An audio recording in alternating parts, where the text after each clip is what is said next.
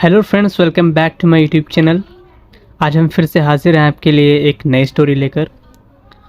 तो आज की स्टोरी जो हम पढ़ने वाले हैं ये एक इंग्लिश की स्टोरी जिसका टाइटल है द लॉयल मंगूज़। दोस्तों, लॉयल का मतलब होता है वफ़ादार, मंगूज़ का मतलब होता है नेवला, यानी एक वफ़ादार नेवला।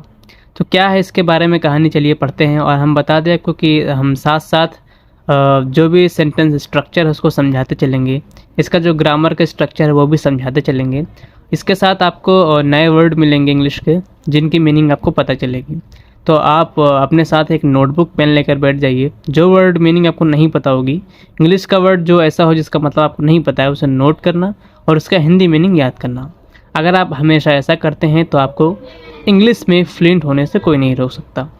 तो चलिए, without any further ado, let's get started. Gopal and Madhu lived with their small son Shankar. ये जो सेंटेंस है पास्ट इंडेफिनिट टेंस का एक सेंटेंस है। सब्जेक्ट है गोपाल एंड मधु, यानी गोपाल और मधु।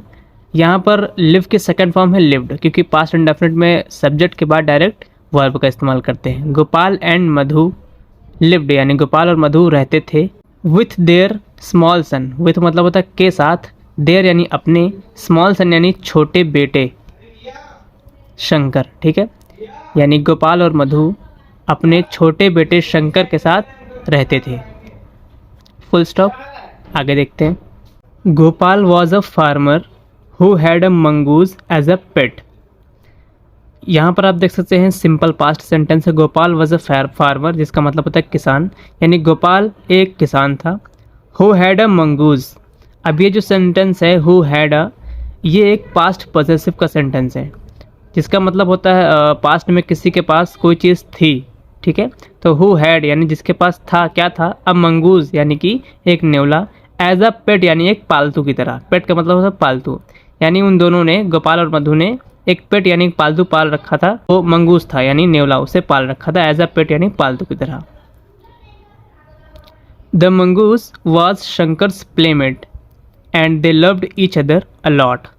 The mongoose was Shankar's playmate, यानी जो नेवला था वॉज शंकर्स प्लेमेट। यहाँ पर अपस्ट्रॉफी के बाद ऐसे, जिसका मतलब होता है का की के।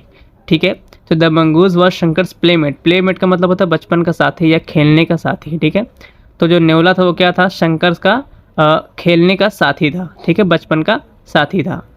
एंड और दे लव्ड, वे प्यार करते थे, ईच अदर यानी एक दूसरे से, अ लॉट। अ लॉट का मतलब होता है बहुत ज़्यादा।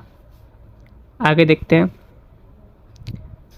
One day Gopal was busy in his farm, यानी एक दिन गोपाल व्यस्त था, इन हिज फार्म यानी अपने फार्म में वो बिजी था, व्यस्त था। Madhu left the house for some work. Left, यहाँ लीव की सेकंड फॉर्म है लेफ्ट। ठीक है, पास्ट इंडेफिनिट टेंस का सेंटेंस है। मधु लेफ्ट यानी मधु ने छोड़ा या छोड़ दिया, द हाउस यानी घर, फॉर सम वर्क यानी कि कुछ काम के लिए वो बाहर चली गई, घर को छोड़ दिया। और उसने क्या कहा, take care of Shankar. Take care का मतलब दोस्तों होता है देखभाल करना, यानी शंकर की देखभाल करना। शी टोल्ड द मंगूज, मधु ने मंगूज को बोला यानी कहा। शी टोल्ड द मंगूज, उसने मंगूज को बोला कि टेक केयर ऑफ शंकर यानी शंकर का देखभाल करना, क्योंकि वो बाहर जा रही थी। एज शंकर, एज का मतलब यहाँ पर है क्योंकि। एज शंकर यानी क्योंकि शंकर स्लेप्ट यानी सोया था। स्लीप के सेकंड फॉर्म स्लेप्ट, क्योंकि शंकर सोया था।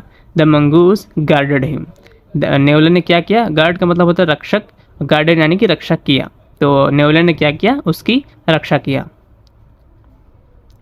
सडनली यानी अचानक, अ snake entered and slipped towards the sleeping Shankar. A snake यानी एक सांप, एंटर्ड, एंटर का मतलब होता है प्रवेश करना, दाखिल होना, और ये उसकी सेकंड फॉर्म है एंटर्ड यानी कि दाखिल हुआ यानी प्रवेश किया। अ स्नेक एंटर्ड यानी एक सांप प्रवेश किया घर के अंदर। एंड स्लिप्ड, स्लिप का मतलब फिसलना या सरकना, और सरक गया। टुवर्ड्स का मतलब होता है की तरफ। ठीक है, टुवर्ड्स द स्लीपिंग शंकर यानी सोए हुए शंकर के तरफ वो स्नेक क्या हुआ, सरक गया। The mongoose killed it after a bloody fight. Bloody का मतलब क्या होता है, बहुत या खूब। ठीक है, तो खूब, फाइट मतलब होता है लड़ाई, खूब लड़ाई के बाद, आफ्टर मतलब के बाद ना, एक खूब लड़ाई के बाद द मंगूस यानी नेवले ने killed it, the mongoose killed it यानी कि नेवले ने इसे मार दिया। आगे देखते हैं। Madhu arrived soon and the mongoose ran out to greet her.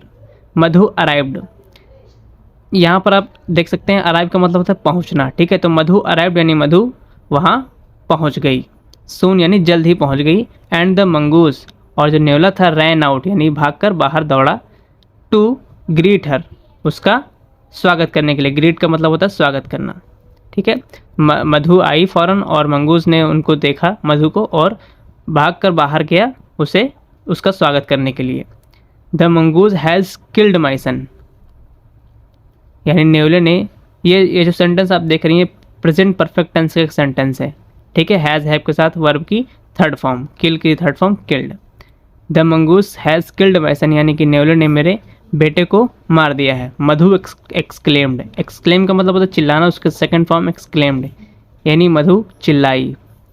As यानी क्योंकि, शी सा उसने देखा, सी के सेकंड फॉर्म सा, शी सा उसने देखा, द स्नेक्स ब्लड यानी सांप के खून को, स्टेन्स, स्टेन्स मतलब होता है लगा होना या दाग या धब्बा, stains on the mongoose mouth, ठीक है, जो कि मंगूज यानी नेवले के मुंह पर लगा था, एंड पास और पंजों पर लगा था।